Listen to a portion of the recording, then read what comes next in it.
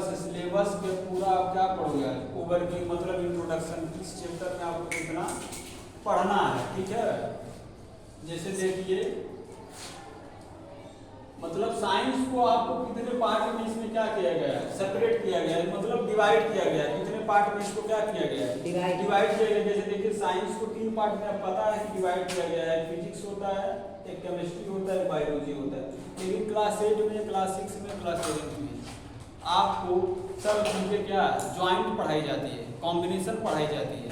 लेकिन क्लास 8 का हम यहाँ पर क्या कर रहे हैं, सबको सेपरेट कर रहे हैं, डिवाइड कर रहे हैं, यानी अलग अलग बता रहे हैं कि किस मतलब आपको सब्जेक्ट में कितना चैप्टर पढ़ना है। जैसे देखिए बायोलॉजी में अगर आपको देखा जाए चैप्टर पढ़ना है आपको, फर्स्ट चैप्टर का नाम है क्रॉप प्रोडक्शन एंड मैनेजमेंट। ये फर्स्ट चैप्टर क्रॉप प्रोडक्शन मतलब क्रॉप मीन्स क्या होता है, फसल, प्रोडक्शन मीन्स क्या होता है, उत्पादन करना, मैनेजमेंट मतलब होता है उसकी मैनेजिंग करना, कितना कितना खर्च करना।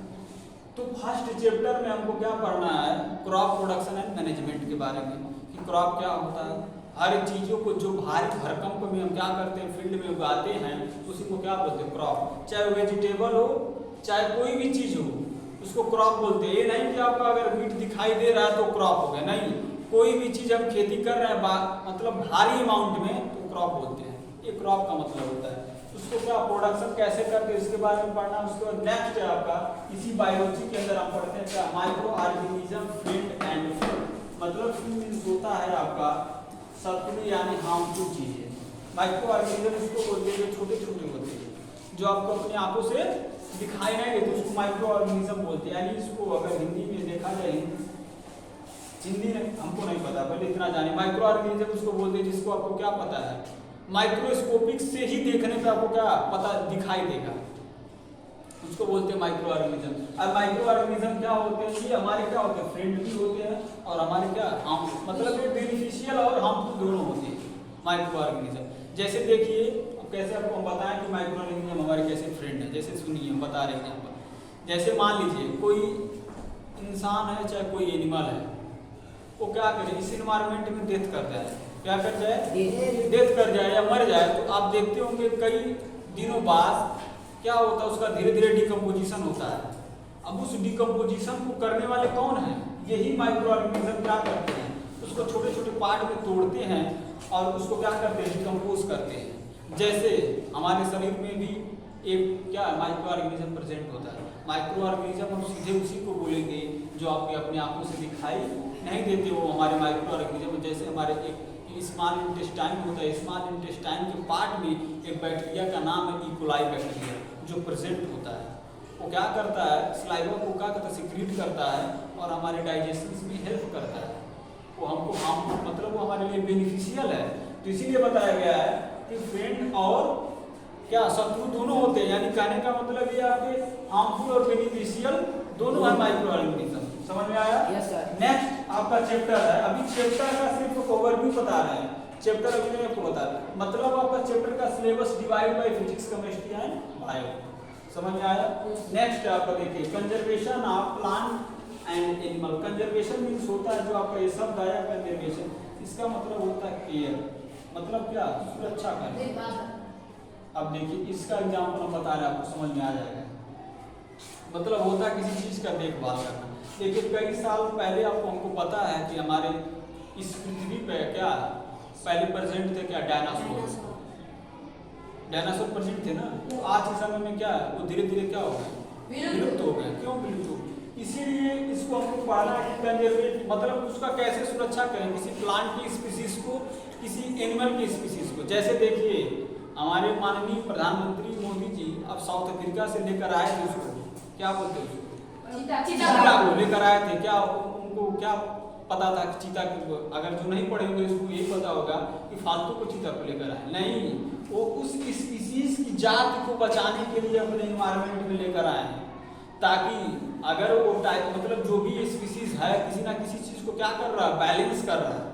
इसीलिए बोला जा रहा है कि conservation of plant and animal, या हम प्लांट को बचाएं या एनिमल को बचाएं, दोनों को हमको क्या करना, केयर प्रोडक्शन करना चाहिए। क्योंकि अगर हम प्लांट नहीं बचाएंगे, क्योंकि प्लांट का बहुत क्या होता है हमारे लिए महत्वपूर्ण चीज़ है, क्योंकि उसी से हम क्या करते हैं, ऑक्सीजन लेते हैं। प्लांट भी बचाना जरूरी है। और एनिमल भी बचाना जरूरी, क्योंकि एनिमल बचेंगे तभी हमारा इकोसिस्टम मेंटेन होगा। जैसे जब आप आगे पढ़ोगे इकोसिस्टम क्या होता है उसमें आते हैं एनिमल। ठीक है, नेक्स्ट है देखिए, नेक्स्ट टॉपिक है रिप्रोडक्शन इन एनिमल। रिप्रोडक्शन का हिंदी होता है जन्म, क्लास 8 का चैप्टर है। इसका मतलब ये है कि मतलब अपने न्यू जनरेशन को क्या करना, आगे बढ़ाना, इसी को बोलते हैं क्या, रिप्रोडक्शन एंड एनिमल। मतलब जनरेशन को क्या करना, आगे बढ़ाना, तो ये होता है रिप्रोडक्शन। जैसा देखिए हम लोग आए अपने मम्मी पापा से, हम लोग भी अपना क्या करेंगे, जनरेशन पढ़ाएंगे। ये चैप्टर का नाम है रिप्रोडक्शन इन एनिमल। नेक्स्ट है देखिए रीचिंग एज एंड, मतलब हमारा एज, एज के बारे में आता है। रीचिंग मतलब क्या होता है, पढ़ना, उसके बारे में आपको पढ़ना। ठीक, ये हमारा क्या हो गया, पूरा बायो का क्या है, सिलेबस के बारे में। सिर्फ इतना ही टॉपिक आपको क्या करना है, क्लास 8 के बुक में, मतलब क्लास 8 में इतना ही बायो में पढ़ना, जैसे इसमें सेपरेट वाइज बताया जा रहा है। नेक्स्ट है आप देखिए केमिस्ट्री। केमिस्ट्री में क्या क्या पढ़ना है, सिंथेटिक फाइबर एंड प्लास्टिक। मतलब फाइबर में सबको पता है फाइबर क्या होते हैं, और प्लास्टिक के बारे में पढ़ना है। उसके बाद देखिए दूसरा है आपका metal and non metal. Metal को बोलते हैं धातु हिंदी में, इसको बोलते हैं अधातु, अधातु बोलते हैं। क्लास 10th में जब आप जाओगे तो पूरा इस चैप्टर का पढ़ाया गया मेटल और नॉन मेटल। बेसिकली आपको क्या होते हैं, धातु और अधातु जब आप पढ़ेंगे तो ये नॉन मेटल और नॉन मेटल के बारे में। एक चीज और होता है वहाँ पे बताया जाएगा metal and non metal and metalloids, धातु, अधातु, उपधातु। ठीक, आगे देखिए केमिस्ट्री के अंदर ही पढ़ते हैं क्या, कोल एंड पेट्रोलियम, मतलब कोयला एंड पेट्रोलियम के बारे में पढ़ेंगे केमिस्ट्री के अंदर। उसके बाद कंबंशन ऑफ फ्लेम, मतलब कंबंशन मींस होता है फ्लेम मींस, आपको इसके पहले बताया था आग, कैसे किसी चीज को कंबंशन करते हैं। उसके बाद नेक्स्ट आपका pollution of air and water. हमारा देखिए सबसे ज्यादा जो कोई चीज पॉल्यूट हो रहा है, दूषित हो रहा है, एयर हो रहा है और वाटर हो रहा है। और एयर और वाटर ही हमारे लिए क्या बहुत बेनिफिशियल चीज है, और इसी को हम क्या कर रहे हैं, पॉल्यूट कर रहे हैं। तो इसके बारे में हमको पढ़ना है, कैसे इसको क्या करें, केयर करें, कैसे इसको बचाएं, मतलब एयर को अपने साफ सुथरा रखें, क्योंकि इस एयर में हम ब्रीदिंग कर रहे हैं, और वाटर को हम इनहेल कर रहे हैं, पी रहे हैं। तो अगर पॉल्यूट रहेगा तो हम क्या यूज में ले पाएंगे, इसको नहीं कर पाएंगे, इसको बचाना है। उसके बाद आगे देखिए ये आपका केमिस्ट्री का है, पूरा क्लास 8 का है। उसके बाद देखिए आपका नेक्स्ट है फिजिक्स में क्या क्या पढ़ना है क्लास 8 के सिलेबस में। देखिए पहले आपको पढ़ना है force and pressure. Force means होता है बल, प्रेशर मींस होता है दाब, इसके बारे में पढ़ना। उसके बाद आपका नेक्स्ट है फ्रिक्शन यानी घर्षण बोलते हैं इसको हिंदी में।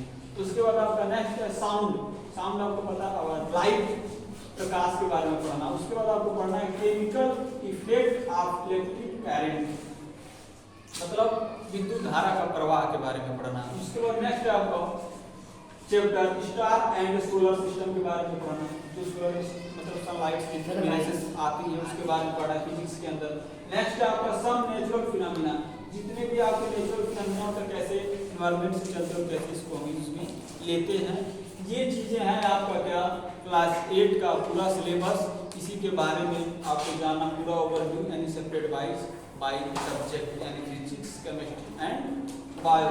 इतना चैप्टर आपको पढ़ना है, इससे ज़्यादा अगर आपको चैप्टर आप में अगर ऐड है तो उसको कैंसिल कर दीजिए, इतना ही आपको पढ़ना है। ठीक है, समझ में आया? Yes sir.